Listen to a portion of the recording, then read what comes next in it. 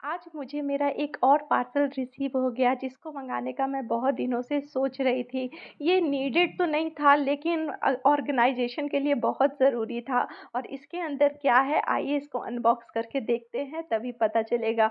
मुझे तो पता था लेकिन प्रियांश भी थोड़ा एक्साइटेड था और इसके अंदर था कोई फ्रेजाइल चीज़।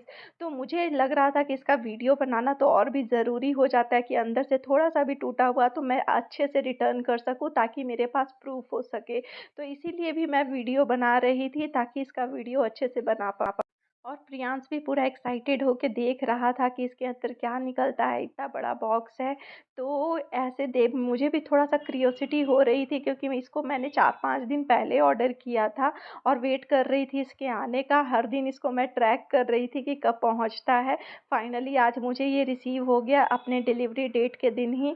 तो सबसे पहले मैंने इसे अनबॉक्स किया तो इसके अंदर से निकलता है ये बाथरूम ऑर्गेनाइज़र कम मिरर बोल सकते हैं, जो कि मुझे लग रहा था कि बहुत दिनों से मेरे बाथरूम को इसकी ज़रूरत है क्योंकि बहुत चीज़ें अनऑर्गेनाइज़ तरीके से रहती थी, जैसे फेस वॉश कहीं किसी ने रख दिया और बॉडी शावर जेल कहीं रखा हुआ है, तो उसके लिए मुझे लग रहा था कि इसको लाना बहुत ज़रूरी हो गया है, ताकि बाथरूम और भी अच्छा लग सके। इसकी क्वालिटी तो ओके थी, काम चलाया जा सकता है, प्राइस के अकॉर्डिंग काफ़ी अच्छा था। तो मैंने सोचा कि नहीं ठीक है, सब कुछ अच्छा है, मिरर भी सही सलामत है, तो अब इसको यूज़ किया जा सकता है। लेकिन एक डाउट मेरे अंदर था जो कि आगे आपको पता चलेगा कि ये कैसे क्लियर होता है। तो यहाँ पे जो ये मिरर की क्वालिटी थी, ये भी काफ़ी अच्छी थी क्योंकि मिरर अच्छा दिखना चाहिए। मुझे लगता है कि मिरर सब डिफ़रेंट चेहरे तरीके से चेहरे को दिखाते हैं, तो मैं तो ये भी देख रही थी कि इसमें मेरे चेहरे का लुक कैसा आता है। ना बड़ा ना छोटा नॉर्मल आना चाहिए और इसमें अच्छे खासे कैबिनेट्स भी बने हुए थे ताकि जो भी बाथरूम के एक्सेसरीज़ होता है वो अच्छे से इसमें ऑर्गेनाइज़ हो सके।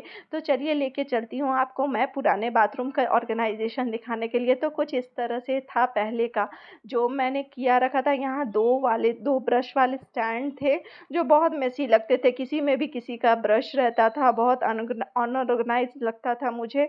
और यहाँ पे मिरर भी अब आउटडेटेड टाइप मुझे लगता था, जब से हम लोग आए थे खरीद के यही चला रहे थे और बहुत आउटडेटेड लगता था मुझे। तो यहाँ पे पहले से 2 ड्रिलिंग किया हुआ था, उसमें नीडल भी लगा हुआ था, तो मुझे लग रहा था कि इसमें आ जाएगा, लेकिन थोड़ा डाउट था मुझे, अगर आ जाएगा तो बल्ले-बल्ले, नहीं आएगा तो मेरा टेंशन और भी ज़्यादा बढ़ जाएगा। तो मैंने श्री गणेश बोल के काम स्टार्ट किया बट काम नहीं बना, थोड़ा-सा नीडल का जो डिस्टेंस था कम था, अगर हल्का-सा 1 इंच के अराउंड और होता तो मेरा काम हो जाता, तो यहाँ पर मेरा काम अटक गया। तो मैं अब होता है ना देसी जुगाड़ सोचने में किधर से भी कैसे भी एडजस्ट हो जाए, बट नहीं हो पा रहा था और ड्रिलिंग कराने का मेरा बिल्कुल भी मन नहीं था। ऑलरेडी यहाँ पर इस वाले एरिया में 3 ड्रिलिंग हो चुके हैं, जितना ड्रिलिंग करवाएँगे उतना गंदा दिखेगा, तो इसीलिए मैं सोच रही थी कि अब क्या कर सकती हूँ कि एक एक जो नीडल था इस मिरर के पास था लेकिन उसका हाइट थोड़ा-सा अप था जिसकी वजह से नहीं हो सकेगा। और जैसे ही मैं इधर आती हूँ तब तक देखती हूँ कि कांड हो चुका है। प्रियांश ने मैं एक चाकू छोड़ के चली गई थी जिससे वो थोड़ा-सा अपना हाथ काट के रो रहा था। फाइनली उसको बैंडेड किया मैंने तो फिर वो शांत हुआ, हल्का-सा ही कटा था कैसे तो। फिर अब मैंने सोचा कि अब मैं क्या करती हूँ, इसके सेंटर में होल बना देती हूँ क्योंकि इसको रिटर्न तो मुझे करना नहीं है।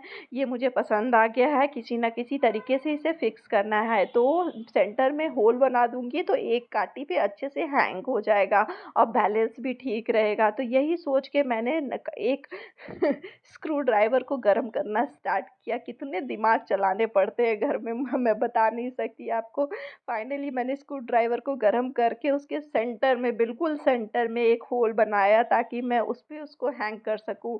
और फिंगर क्रॉस करके मैं सोच रही थी कि अब हो जाना चाहिए काम, नहीं तो फिर से और टाइम लगेगा और दिमाग लगाना पड़ेगा और फाइनल सॉल्यूशन शायद ड्रिलिंग ही निकले। तो फिर मैंने इसको इसमें हैंग कर दिया और अच्छा हो गया। फाइनली थोड़ा-सा मेहनत लगा, जैसे मैंने होल कम बनाया था, तो स्क्रू ड्राइवर में घुसने में थोड़ा-सा घुसने में थोड़ा-सा उसको टाइम लग रहा था। लेकिन फाइनली इधर-उधर करते-करते मैंने उसे अच्छे जगह से अच्छे तरीके से पूरा इंसर्ट कर दिया।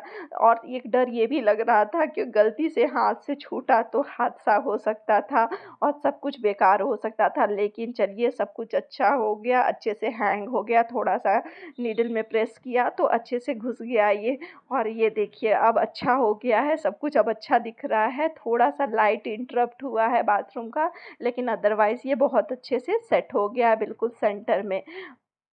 तो अब इसमें मैं बाकी सारी चीज़ें रख देती हूँ, जहाँ-जहाँ, जो-जो कैबिनेट बना है जिस चीज़ का उस तरीके से मैं रख देती हूँ ताकि अब जिस पर्पज़ के लिए इसको मँगाया है वो करने सकूँ। तो यहाँ देखिए मैंने इसमें थोड़ा-सा जिसमें जिसमें जिसका जो हाइट था उस सब चीज़ के लिए अलग कैबिनेट है। इसमें अभी भी मैंने बहुत सारी चीज़ें बाथरूम में एक्सेसरीज़ ऑलमोस्ट रख दी थी, फिर भी इसमें अच्छे खासे जगह बाकी था। तो इन फ्यूचर बढ़ जाएगा जो कुछ चीज़ें तो मैं उसमें ऐड कर सकती हूँ। और ब्रश वाले जहाँ रखने का कॉर्नर बना हुआ था, उसमें एक प्रॉब्लम आ गया था कि जो मोटे वाले जो ब्रश थे वो नहीं जा रहे थे, इसमें पतले ब्रश ही जा सकते थे। मोटे वाले ब्रशेस को मैं थोड़ा-सा ही इंसर्ट कर पा रही थी, ज़्यादा नहीं जा रहा था, तो ये थोड़ा-सा मेरे लिए इश्यू हो गया। पूरा चला जाता तो देखने में और भी अच्छा लगता, लेकिन नहीं जा पाया, कोई बात नहीं, थोड़ा बहुत एडजस्ट किया जा सकता है। फाइनली ये ऑर्गेनाइज़र मेरे अकॉर्डिंग पास हो गया। इसको मैंने फ्लिपकार्ट से ऑर्डर किया था और ये मुझे अराउंड 900 के अराउंड 800 समथिंग के अराउंड पड़ा था। तो अच्छा है, प्राइस के अकॉर्डिंग मुझे काफ़ी अच्छा लगा। तो आपको कैसा लगा ये वीडियो बताइएगा ज़रूर और शेयर करिएगा। हो सकता है किसी और को भी इसकी ज़रूरत हो। तो उम्मीद करती हूँ आपको ये ब्लॉग अच्छा लगा होगा, मेरा मेहनत सफल हुआ। मिलते हैं नेक्स्ट ब्लॉग में। तब तक के लिए बाय बाय। और इधर प्रियांश भी ठीक हो गया है।